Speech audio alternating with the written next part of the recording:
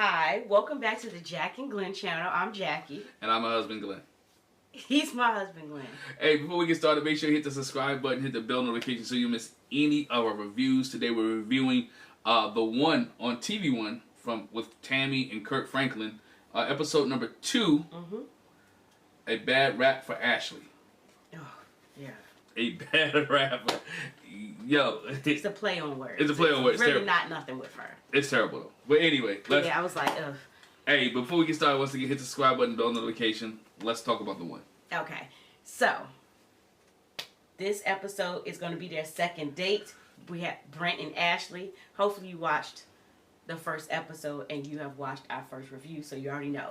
These are our people that are on dates that Tammy and Kirk are setting up. Yeah. Brent and Ashley. Right.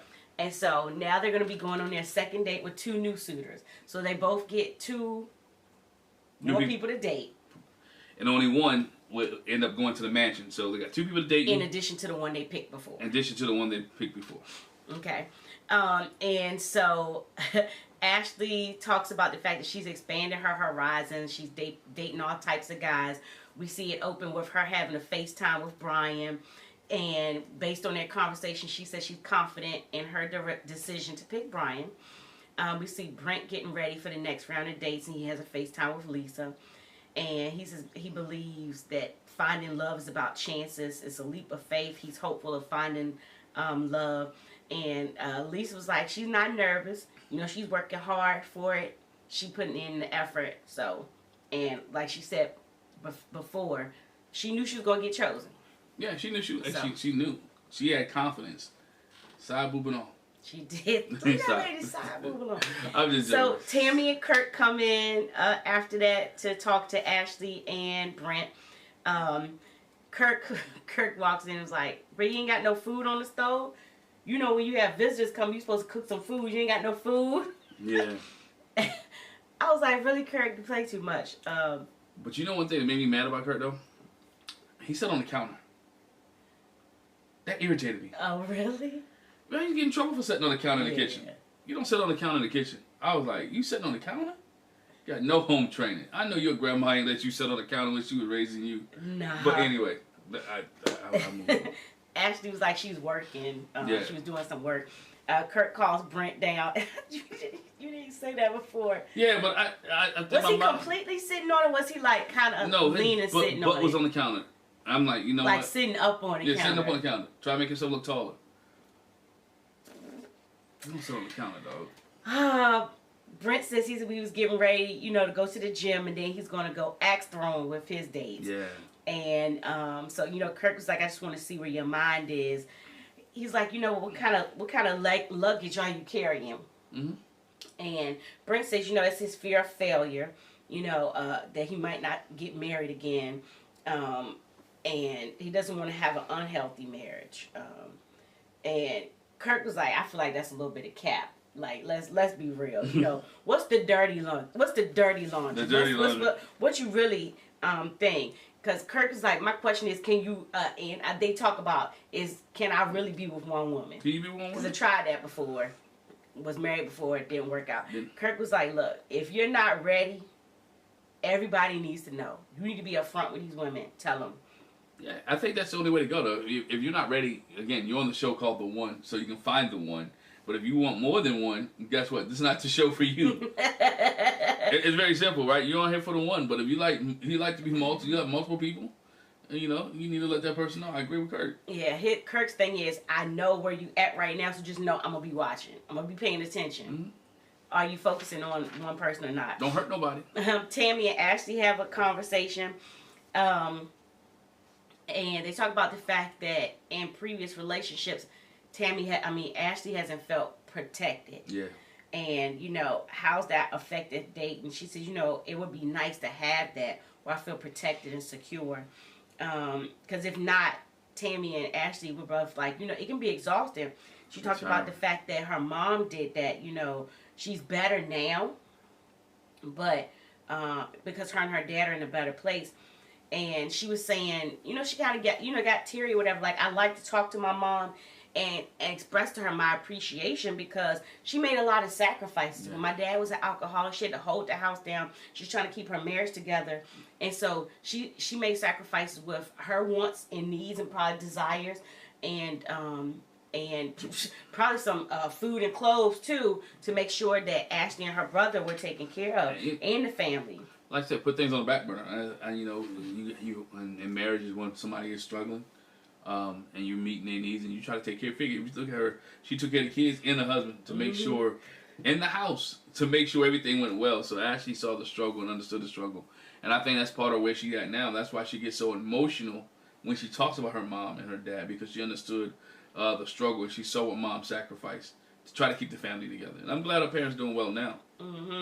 And she said she wants to have that conversation with her mom. Tammy was like, you know, that conversation is going to be freeing for both of y'all. Yeah. And, you know, it should make you more open and ready to move forward. So, we see Ashley has her 2 dates.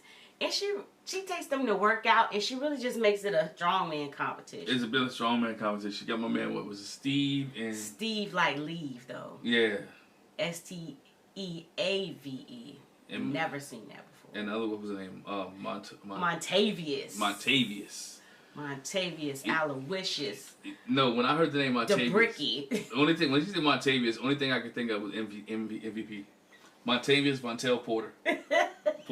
From wrestling. He's a wrestler. I'm a wrestler. WWE. I'm a WWE. Yeah, I'm a big WWE. MVP. Yeah. I was thinking, I've seen that. I've heard Montavious before too, but Montavious, first thing came to mind was wrestling. So Ashley says her thing for her, his arms are sexy to her. You know, if he can pick her up, and if he can bench 200 pounds, like that's like right. And so girl weigh about $150 soaking wet, if that. She probably don't weigh that. But Steve comes in. Steve is 32. He's a celebrity barber, but he shares that he boxes too. It's like I'm in my realm. Right, so, I'm in my area. Right. Yeah. He says he can see the potential in her. You know, she's dressed for working out, but I can see her being dolled up. So I'm seeing what it could be. Montavious is 36. He's a cybersecurity manager. And like I said, she makes it a whole competition between them. They doing rope slams. Let's see who can do the most. And Steve was like, yeah, let me see we doing this competition. I think I got me a protein shake in my bag. Montavious said, you know, he didn't know that he'd have to work that hard. And he said, in looking at my ropes, I feel like Steve beat me. My rope was thicker than his. But I ain't going to get into that. I ain't going to call it out or whatever. No, just pick the ropes up. Pick them up, put them down. That's all it is. Pick them up, put them down. Listen. It is a mind thing. It's picking them up, putting them down. And then she had them have an arm wrestling competition. Now, arm wrestling is really subjective because really it's in the wrist. It's really not about how big you are, how strong you are, it's how strong your wrist is. So I can see how that can pan out. Well, I mean your wrist, but you got to do the whole... No, it's not in the arm, it's the wrist. The guy, I tell you, the guy I coach with, I tell you after this, it used to be an arm wrestling champion. And he used to arm wrestle in a shirt and tie. True story. People didn't know what his biceps and stuff looked like. It was all in the wrist. At 16, 17 years old. Okay. Yeah. But all in all, Ashley was like, she liked the competing for her. The guys was like, yeah, I wasn't really trying to sweat like this. Nah, okay. Not at all. So we see Brent take his dates out axe throwing. Brent is optimistic that they're going to have a good time. We see Brittany come in. She's 32. She's a L&D travel nurse. She's from Atlanta. And the one thing that she said was, I ain't never dated somebody over 35. She was out. She said it. She kind of was like, and because Brent's 43, she was like, I ain't dated nobody over 35. And then we see Richie. Richie's 40. But, she's a chef. It made me think though. This is not Married at First Sight. Any other like they didn't tell you like how old the guy was. They didn't tell you who you was dating. They just showed up. You're going on a dating show, and you know what? Here you go. That's what made me like. I don't know. Okay. I don't know, but yeah, Richie's there. She's 40. She's a chef, and Brent called her a baddie. He was like, She got a baddie. She a baddie. And she called Brent fine. She talks about the fact that she's from New Orleans. They talk about when's the last time you were in a relationship. Brittany says her last relationship was 2 years ago. Richie says she was in a relationship 8 years ago and he actually passed away. Yeah. And she thought he was her forever, but you know, God said otherwise because he took him on home, hope maybe to be with the Lord. I don't know how she said it. I don't know. That's me saying. She ain't say the Lord. She ain't say the Lord. But she did say God had other plans. So I'm saying he went home to be with the Lord. Because everybody go to heaven. He went home to be with the Lord. Don't do that. And so she's been single since. Yeah, she's been. Brittany says, you know, she's been preparing for marriage. She's been in counseling. You know, just going in that direction. One thing about Richie, she says she loves to cook. She is a chef. Yeah. And you know how we cook from New Orleans. You know, you got the seafood and stuff. And Brent was like, dang, I'm allergic to shellfish. Allergic to shellfish, sorry. You got to change that up. You're going to have to change your roux and all the stuff that you put in. That's bad, boy. Because he can't eat no shellfish. Can't eat no shellfish. What he's noticing is Richie is more outgoing. Mm-hmm. They talk about kids, and Richie says she wants 2 biological kids, and then she wants to adopt a teen. Which is interesting. Mm-hmm. Go ahead. No, go ahead. Not because most people don't adopt teens; they always want babies. But she wanted to adopt. And that's why she said that. Yeah. Because that happens. A lot of teenagers don't get adopted. They just stay in the system, and you know it is what it is. Because the other thing about adopting a teen is they already set in their ways. It's hard to change them. You know, you can't really. Well, you can. It's hard to rear them. You have to break some things and deconstruct them. But you know, in the field that I work in, you gotta have them show them love too. Though. I mean, you gotta show them love and compassion, and some of them looking just for stability, right? Because they're in the system, and so if you're a parent that can provide them with stability, that's what most kids are looking for. They don't want to be in the system.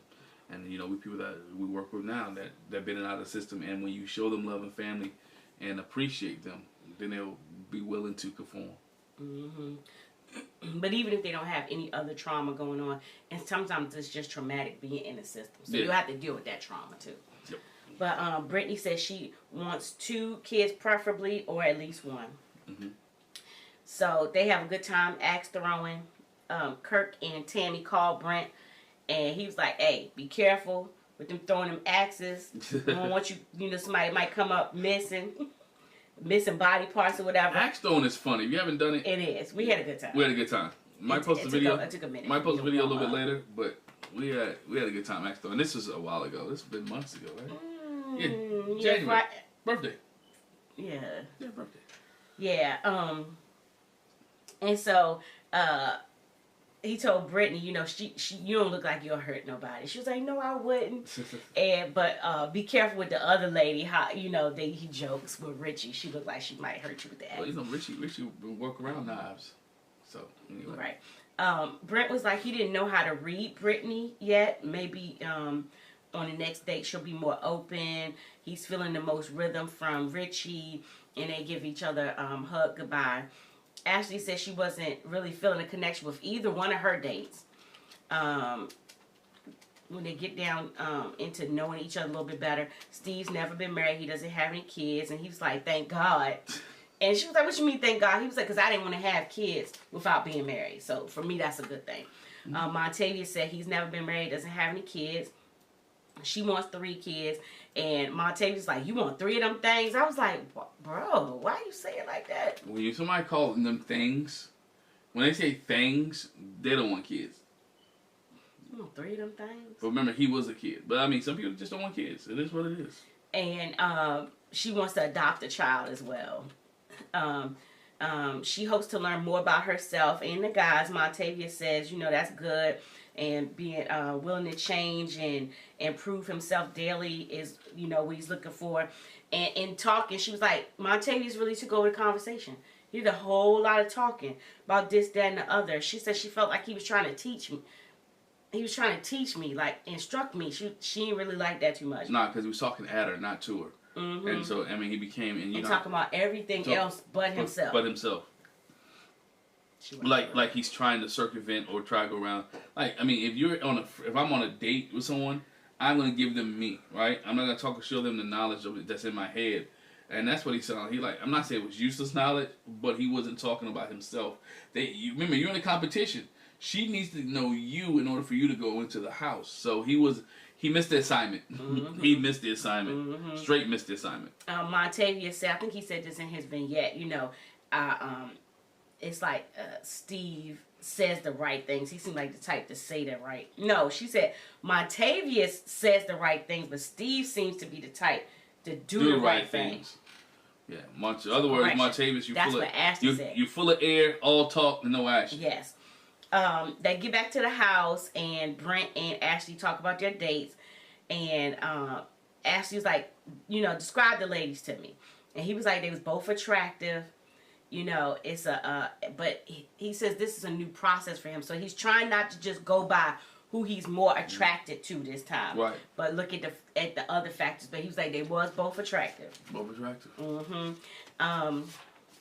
And so for their next date, they all go cake decorating. Steve gets there first, then Montavious gets there, then Richie gets there, and before they get started, Brittany's still not there. So production lets Brent know that she's not going to be there. Don't give a reason why. He was just like, I'm disappointed Brittany's not going to be there, but at least I can just focus on Richie. That's cool. At this point, I knew why. He was too old. He was too old. She didn't. She wasn't feeling it. Like you said, maybe they did not tell her. They didn't tell her. They didn't share with her. She was like, no, I don't do this. Some people just have strict standards. I don't want no old man. Oh, man. I'm going to say, oh, yeah. I don't want no man. She has a standard. Brent's actually younger than me. Right. So she has a standard. So I can tell you, when she went home, she's like, you know what, this is not for me. Mm-hmm. And I'm going to bow out gracefully. Y'all keep whatever y'all was going to give me, whatever case may be, but I ain't doing this. Yeah. They had a good time decorating cakes. And then they get to eat the cake. Brent jokes like, I think mine's the ugliest, but the cake tastes good. I still thought Richie cake should have looked better than...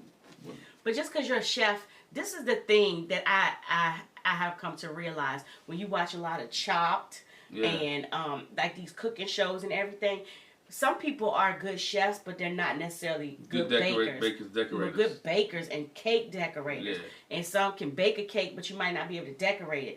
There are some people that are chefs, cook food and bake, but sometimes it's not. Yeah. Everybody's specialty is not cakes. I'm a chubby guy, so I was looking at the food. So I ain't saying I was looking at the cake. He likes cake. I like cake. Mm-hmm. Mm-hmm. I like cake too.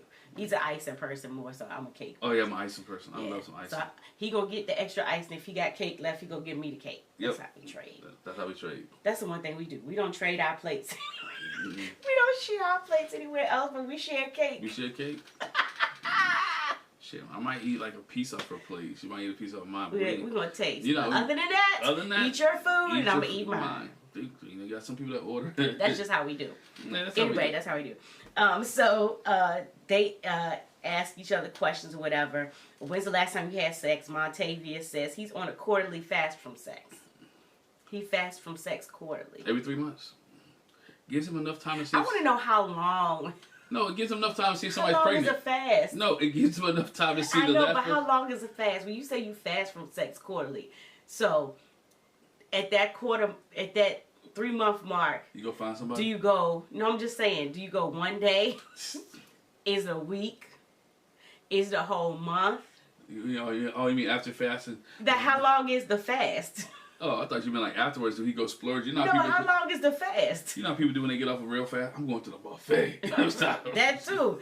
But I was like, how long is your fast? So you're on your quarterly fast. He cleansing. For how long though? I don't know. I was just wondering. Ashley said it's been 3 years in March since she's had sex, and she was like, I just didn't want to be doing it with random guys. I'm done with that. And she said, I'm running into a lot of men. There's a lot of men out there, but they lack discipline. Right. And I just don't feel like dealing with it. Brent said it's been a month or so. And Richie jokes like, 2 weeks. Mm-hmm. Richie says it's been since July, since she had sex. And Steve says it's been about a month and a half. Now, in this conversation, right? And this is just me sitting here thinking, do you lie? No, you should be truthful. I'm telling you, you should be truthful. You should be but truthful. I'm looking at him like, okay. These month and a half, I'm concerned. Yeah, like, I'm concerned. Where's this person at? Yeah, you didn't know you was coming on the show?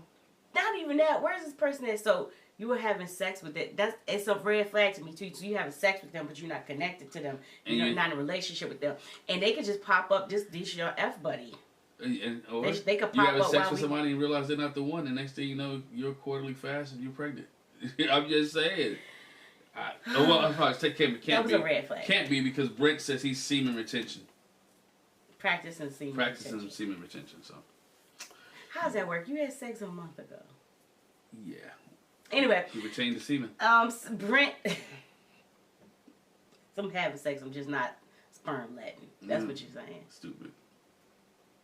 So. Brent goes and has a talk with Richie. You know, he's glad to have her to. She's glad to have him to herself. And we see Steve and Ashley go have a talk. You know, they talk about not jumping from relationship to relationship anymore. He shares. That's when he tells her he's a barber. Yeah. Montavious comes in, interrupts their whole conversation, butts himself in. He was like, you know, I'm a true believer. I'm honest. Talk about effective communication. You know, he's pretty composed. And Montavious talks and interrupts to the point where Steve walks off. And Montavious was like, basically, okay, that showed this immaturity on his part. Yeah. He said, I'm not getting ready to do no arguing or debating. You know, maybe I ain't like what he was saying. You know, going about your business, whatever. But you interrupted the dude. Right. I mean, you was and they have been sipping. Listen. You've been rude. While they was decorating them cakes, they was sipping. Yeah, you was and rude. Steve was sipping a lot. Okay, let me just add that. Ashley calls Montavious fake deep and say he's not really letting her in. He's got a wall up. And she was like, I ain't trying to break no walls down. I ain't got time to be doing all that. Steve, later on, when Steve walks off, then they all come back together. And Montavious walks in. And Steve's like, oh, here comes Socrates. Here comes Plato. Here he comes. He said, you should have been a rapper. You got more metaphors and analogies than a little bit. And Montavious said, who said I'm not a rapper? And Steve said, you might be, but you can't out-rap me. And so they have a little rap challenge. Terrible. And Terrible. Steve raps about grabbing cheeks, butt cheeks. And they're like, okay, he's more than a little bit tipsy. And Kirk and Tammy come in before Montavious does his rap. And Montavious is like, it was, he does his little rap. I want to hit it one time, thick thighs and nice eyes. And Kirk was like, it was doo-doo. Doo-doo. It was garbage. I'll be nervous and just, I know Kirk Franklin is. That's what I was like. Like, you gonna rap in front of Kirk Franklin? I mean, he's not a rap, I mean, he raps a little bit on his stuff, but he's a musician, right? He has multi-million sales and albums. You better have a good cadence and a good flow. Yeah, and right. they did not. No, it wasn't. Montavious' flow was terrible. It was disjointed. It was terrible. You gonna flow? No, we're not doing that. We're not doing that today? Okay. I'm gonna leave you alone. So then they have a question, what's your most embarrassing sex memory? And Tammy shares that they were on a tour bus. Her and Kirk on the tour bus. They thought they was alone. Yeah. And her mom walks on the bus. Butt cheeks and all. And Kirk was like, my mother-in-law saw my cheeks. I'm like, what? Mama saw, you just imagine, Mama saw her cheeks. Why didn't lock the bus door? I didn't make sure the bus door was locked. They didn't expect nobody to come on the bus, but that's crazy.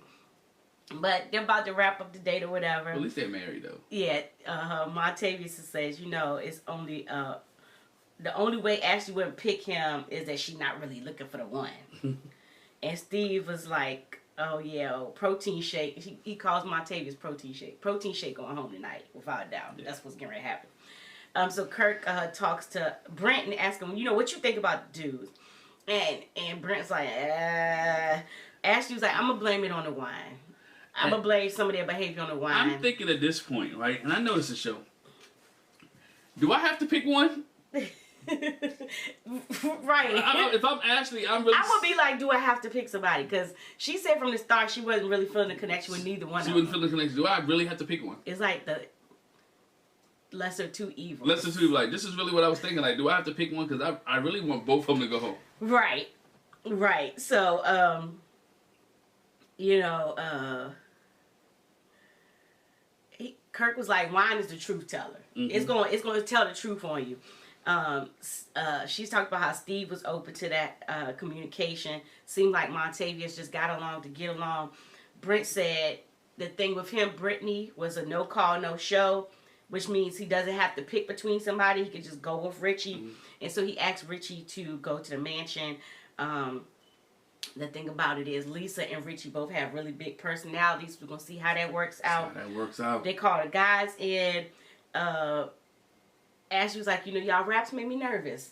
I didn't know where y'all was coming from. But in the end, I'm going to pick Steve. I want to see how you are without the wine in the rap battle. Yeah.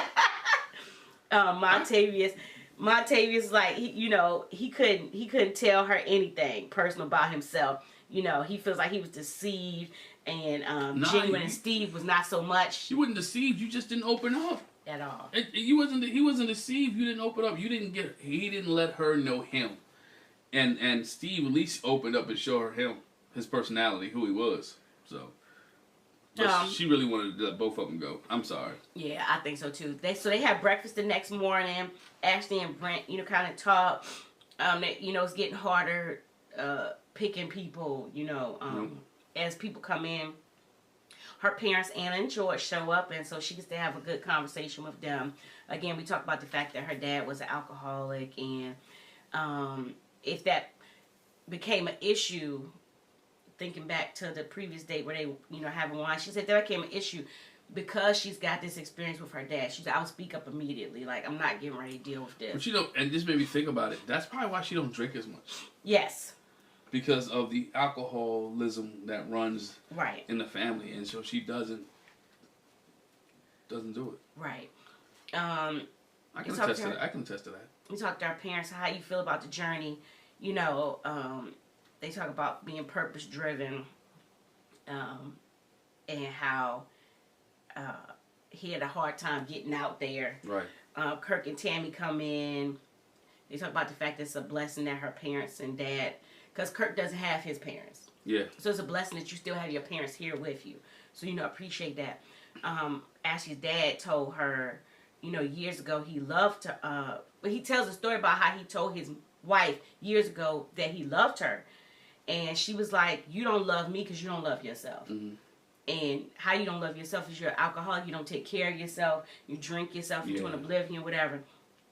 And she said, the only way I made it was with God and church. And Tammy was like, I believe in Jesus and therapy. And sometimes people just have a problem over spiritualizing what they're going through. Just, I only made it through God, but you need some counseling. You do. The Bible talks about there's safety in the multitude of counsel, right? So guess what? It doesn't just mean the people that you're with. It's okay to have counseling in Jesus. Jesus had counseling. I can go into a whole deep. Jesus had counseling. He wanted counseling when he was in the Garden of Gethsemane. That's why he told the disciples when he mad at them for sleeping. I want y'all to be with me so we can have this conversation. But nonetheless. But she talks to both of her parents. She expresses her feelings about her dad's drinking and how it made her feel unwanted. And then as much as she didn't want to be with guys that had an addiction problem, she did end up with 2 guys that had addiction problems. And so she got a chance to thank her mom for her sacrifices that she made for the family. And that's why Steve has no chance. I mean, I'll be honest. That's why Steve has no chance. He's in the mansion. But he has no chance. When they all get in the mansion, and we'll probably talk about it in the review as we continue to review this, like who we think have a chance, Steve's probably at the bottom list because she sees that he gets sloppy drunk. Yeah. And that's not what she wants. Yeah, So he has no chance. So, all in all, episode 2 was okay. First two episodes down. I feel like you said, I wish she didn't have to pick between the 2 of them. Yeah. Can I go back and pick Michael? Right, can I go back? Can I go grab Michael back? Did I bring Michael back? Yeah, I didn't like the fact that she had to choose between those 2 because neither one of them, to me in her eyes, was very good candidates. And then with Brittany bowing out, it's just because Brent was too old. That's not what she wants. That's the And so, conclusion we came to. conclusion that we came to, though, she didn't want him. So the other girl, what's her name? Richie. I like her though. I like her, but she made it by default. She did, but I feel like he would have picked her. I think anyway. he might have picked her anyway. Sometimes just being there is the best thing you can do. Be there. Just showing up. Just showing up. That's a whole different marriage counseling. You just gotta show up. Sometimes you just gotta show up. Anyway, hey, make sure y'all hit the subscribe button, hit that bell notification so you don't miss any more of our reviews. Once again, if you watched all this video and you lasted about 30 minutes, why not subscribe? Talk to you guys later. Have a good one. Bye. Peace.